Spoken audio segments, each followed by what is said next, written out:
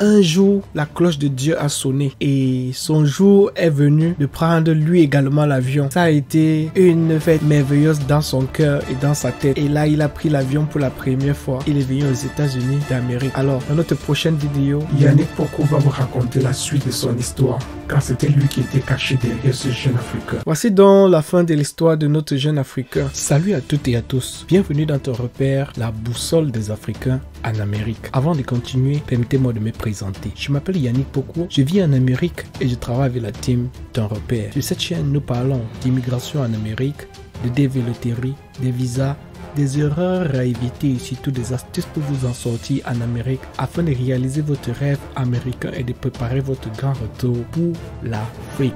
Allez, let's go! Voici la suite de l'histoire de mon amour pour l'avion. Si tu es nouveau sur cette chaîne, sûrement tu n'as pas eu la chance de regarder la genèse de cette histoire. Alors je t'invite à mettre une pause tout de suite et de rentrer voir la précédente vidéo. Elle va s'afficher là en haut, côté gauche de l'écran, afin de mieux comprendre la suite de cette histoire. Allez, let's go! Alors, laissez-moi faire un petit récap. Eh bien, il s'agit de l'histoire d'un jeune garçon, un jeune Africain qui était émerveillé par l'avion, qui voyait toujours l'avion Comme un appareil mystérieux. et son rêve, d'après ce qu'il avait dit quand il avait 10 ans à sa maman, était d'être un conducteur d'avion ou alors un pilote en bon français. À partir d'ici, je vais récupérer ma casquette sur la tête de ce jeune Africain et je vais dorénavant utiliser le pronom personnel « je », car il s'agit d'une histoire personnelle. C'était en 2016, en novembre plus précisément. Je travaillais dans une banque où j'avais fait près de 2 années toujours comme stagiaire. Également, souffrant d'une maladie depuis plusieurs années, mon petit frère Steve a pris le courage de m'inviter aux USA. Et oui, j'ai bien dit avoir pris du courage, car il le faut vraiment pour initier ce genre de projet. Sans toutefois entrer dans les détails, je dis merci tout d'abord à mon grand frère Cyril qui avait sponsorisé ce voyage. Également, je fais un clin d'œil à tous mes frères, sœurs, belles familles et amis qui avaient contribué de près ou de loin à la réalisation de ce rêve. Dans cette vidéo, je vais essentiellement partager avec toi mon amour pour l'avion, l'histoire de mon premier voyage par avion, les moments les plus désagréables de ce voyage, ce qui m'a le plus surpris, les temps forts les plus excitants et surtout vers la fin de cette vidéo ou alors à la prochaine vidéo si jamais celle-ci paraît finalement très longue, je vais refaire un voyage complet par avion, c'est-à-dire de la préparation à la maison, de l'enregistrement du vol en ligne, de l'enregistrement de vos bagages, de la traversée de la zone de sûreté. Dans l'avion également, on va gérer le décollage, l'atterrissage, de l'attente de tes bagages à l'arrivée et enfin la récupération de tes bagages jusqu'à la sortie de l'aéroport. Ouf! La liste est tellement longue, j'espère pouvoir m'en sortir. Chut! Let's go, let's go, let's go, let's go! À la veille de mon voyage, je n'ai pas pu fermer les yeux. Je l'ai passé avec un être cher. Oui, tu as compris. La séparation n'était pas évidente. Tu n'ignores rien. J'ai pu tout de même créer quelques minutes pour le check-in. Le check-in consiste à confirmer que vous allez vraiment voyager et vous pouvez et devez pendant même cette étape du processus choisir votre numéro de siège, préciser le nombre de bagages et ou payer un bagage supplémentaire. Le check-in permet aux compagnies aériennes d'avoir une idée du nombre total de passagers, du nombre total de bagages et surtout du poids des bagages avant le décollage de l'avion. Mes 2 gros sacs pleins de nourriture avaient été amoureusement préparés et rangés par mes soeurs et la belle famille. Je n'avais que seulement à me soucier de mon sac de vêtements et également de mon sac à dos dans lequel j'avais mis quelques documents précieux. Tous mes sacs avaient été pesés à l'avance sous la base des poids réglementés de 23 kg par sac, soit 50 pounds. Malheureusement, on n'avait pas prévu de marge pour les imprévus, raison pour laquelle j'ai dû enlever de mon sac quelques bobolons, encore appelé bâton de manioc, pour atteindre le poids requis. Oh my God! Tous mes proches sont venus à l'aéroport pour me dire au revoir. Du moins, ceux qui avaient de l'estime pour moi. Et je me sentais vraiment aimé. Nous avons pris des photos comme si j'étais une star. C'était la première fois que je me sentais vraiment entouré parce que j'allais enfin entrer dans l'avion et je devais avoir des réponses à toutes mes questions. J'espère que tu te souviens des questions que je posais à Marie dans la vidéo précédente. Si jusqu'ici tu ne comprends pas de quoi je parle, alors c'est que tu es nouveau sur cette chaîne. Abonne-toi, active la cloche de notification pour ne rater aucune de nos futures vidéos et surtout partage cette vidéo massivement aux autres Africains afin qu'ils puissent entrer en connaissance de mon histoire, du premier vol et de mon amour pour l'avion.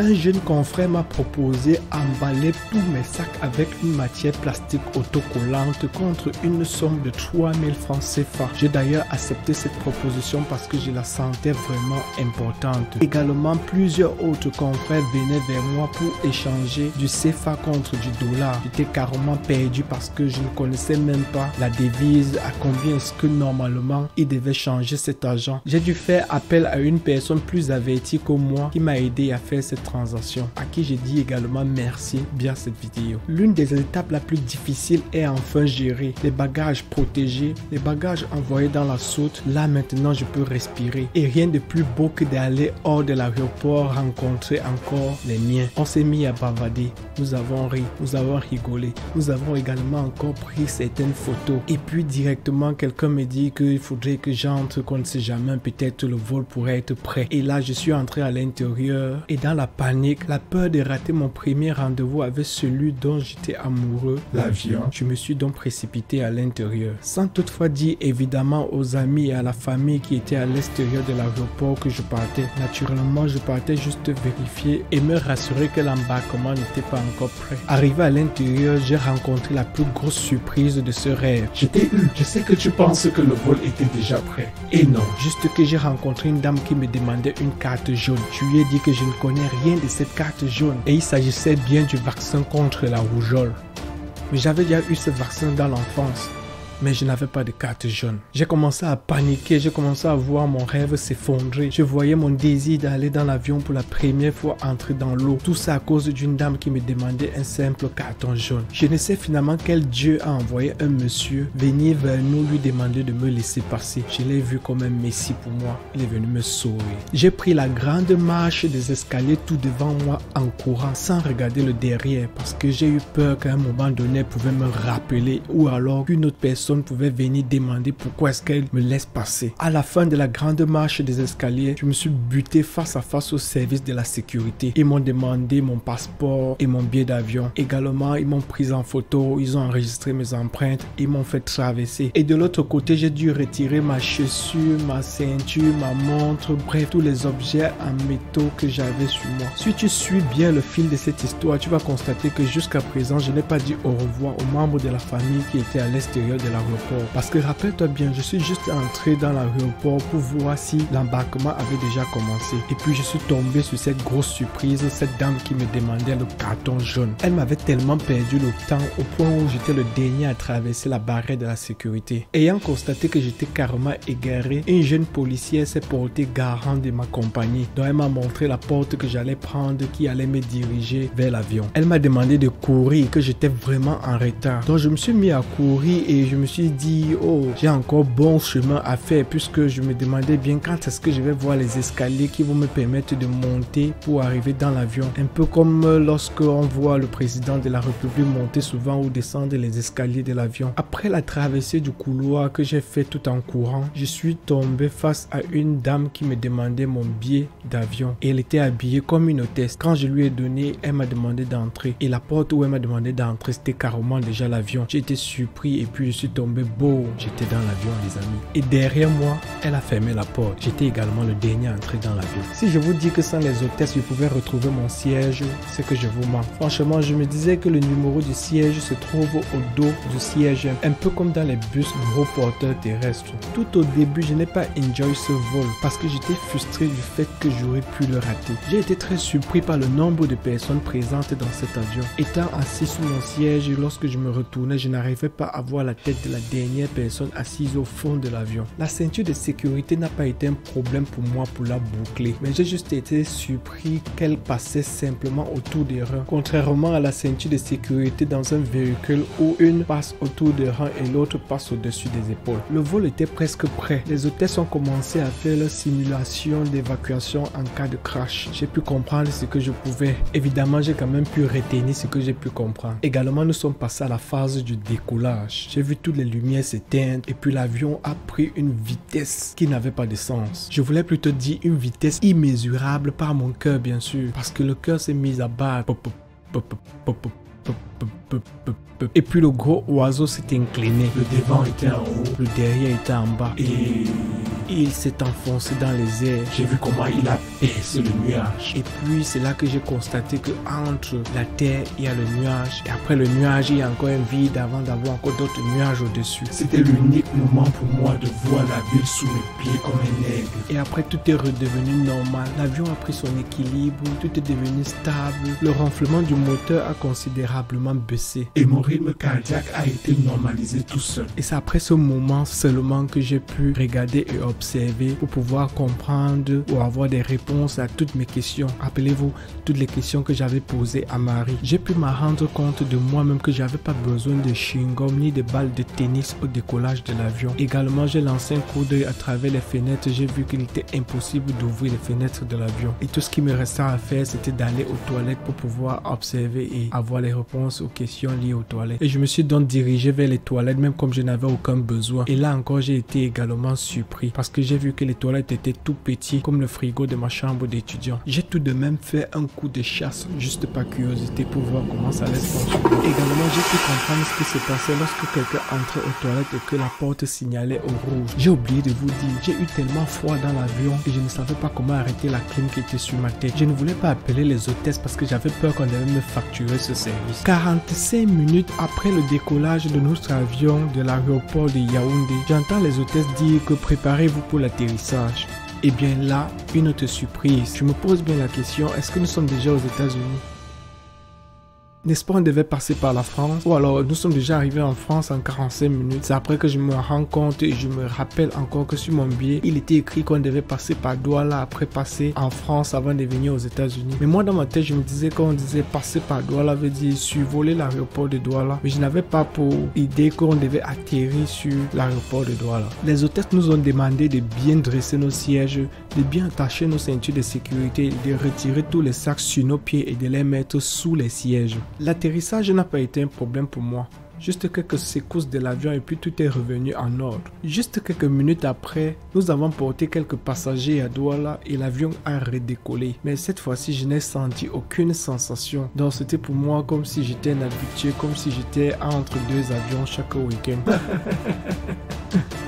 Bien après, on nous a servi un repas que je n'ai pas du tout aimé malheureusement. Je crois que c'était des pommes écrasées, ce que les Américains appellent ici mashed potato. Au prochain repas, lorsqu'il passait, je dormais. Ils m'ont donc réveillé et puis j'ai dit que je ne voulais plus manger. Et j'ai demandé une faveur à mon voisin de ne plus me réveiller si on passe avec la nourriture. Après près de 6 heures de vol, nous sommes finalement arrivés en France. Mais j'étais impressionné par la quantité de lumière que je pouvais voir étant au-dessus de la France. Malheureusement pour moi, je n'étais pas équipé pour pouvoir combattre le froid de la France car la température était je crois à 6 degrés, c'était la traversée de l'automne. Je voyais des gens avec des gants, avec des chapeaux, avec des grosses chaussettes. Moi j'étais tout simplement habillé mais j'ai pu quand même supporter. Nous sommes sortis de l'avion et avons attendu quelques heures dans la salle d'attente et après nous avons embarqué dans un nouvel avion. Et puis une autre surprise, je me suis posé la question de savoir comment est-ce que je vais faire de mes bagages. J'ai quand même posé la question et on m'a rassuré que la compagnie aérienne devait prendre en charge le transfert des bagages. J'ai été encore et une fois de plus impressionné,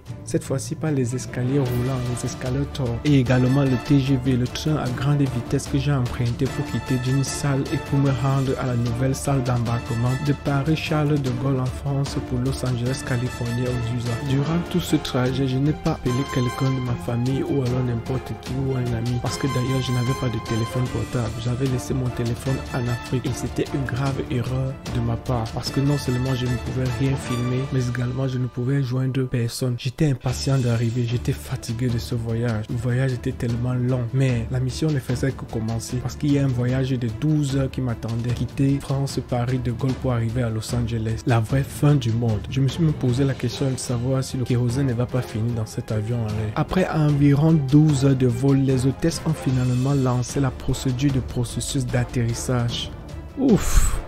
Enfin, tout le monde voulait sortir de l'avion en premier. Les gens se bousculaient, les gens allaient vite, tout allait rapidement. On a fait des lignes, un côté pour les Américains, ce qu'ils appelaient les citizens, et de l'autre côté, les nous autres. Notre rang était tellement long et très lent, et ceux qui étaient du côté des Américains allaient très rapidement. Finalement, j'ai pu sortir de cet engrenage, mais le plus compliqué était de savoir comment retrouver mes bagages. Je me suis simplement contenté de suivre les autres tout en lisant les panneaux de circulation. J'ai finalement retrouvé mes sacs sur un genre de tapis roulant très impressionnant. Après avoir pris mes bagages, je me suis dirigé vers la sortie où j'ai été interpellé par des agents de sécurité qui s'occupent de l'immigration. Ils ont vérifié mes sacs et ils ont mis un tampon sur mon passeport. J'ai récupéré un chariot qui traînait à l'entrée de l'aéroport. J'ai mis tous mes sacs dessus. J'ai poussé vers la sortie où j'ai rejoint mon petit frère Steve. Il m'a accueilli avec une de ses grosses voitures et avec un son américain de rap qui jouait à l'intérieur. Et je n'ai jamais oublié cette musique jusqu'à aujourd'hui. Cette histoire va te paraître vraisemblable. Tu as raison.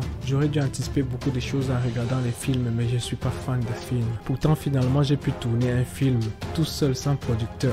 Quel contrat. Eh bien, nous voici arrivés à la fin de cette longue histoire. J'ai dû la découper par parties et jeter des morceaux inutiles pour qu'elle ne soit pas aussi plus longue que maintenant. Tu viens ainsi de vivre l'histoire de mon amour pour l'avion, également l'histoire de mon premier voyage par avion. Je suis dans l'avion, comme vous pouvez constater. Ça, c'était mon rêve de pouvoir être un pilote.